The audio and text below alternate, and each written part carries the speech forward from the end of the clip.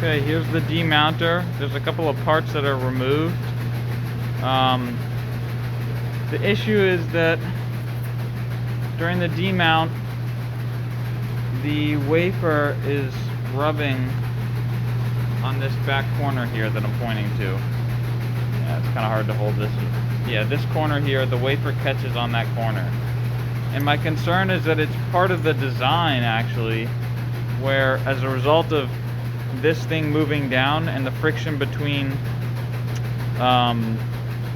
the face of the wafer and this chuck, there's going to be a torque in that direction because it's pulling, but then the friction's also holding it. So that's my concern. But I was attempting to level it, and you know, I've loosened the adjustment screws, and I think I loosened all of them simultaneously, and that caused a problem where this plate kind of sagged beyond what it should have during the leveling procedure. And so now I'm having some difficulties getting the plates to line up. My other concern is that even if this plate and this plate are completely parallel, unless this chuck can move in the same plane as if the movement of this chuck is not in the same plane as that of the face of the chucks, so like I'm saying, even if they're parallel, if this one isn't moving in that parallel plane, then it doesn't matter if they're parallel, but the demount is going to have an issue. So I guess my concern is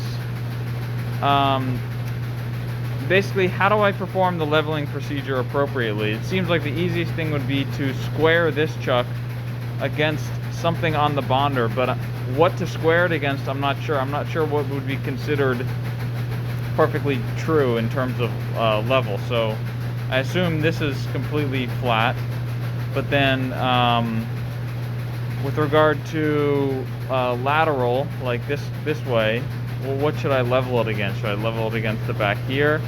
And then is there a procedure for, should I level this one first and then level the left one to the right one, or should I level the left one first and then level the right one to the left one? And like I said, it's tricky too, because if the biggest thing is it's hard to determine what the plane of the movement is, because I can't do that with a chuck in a still position.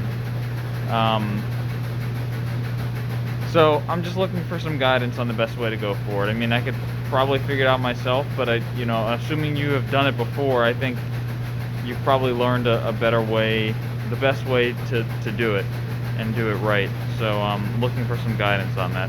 Thanks.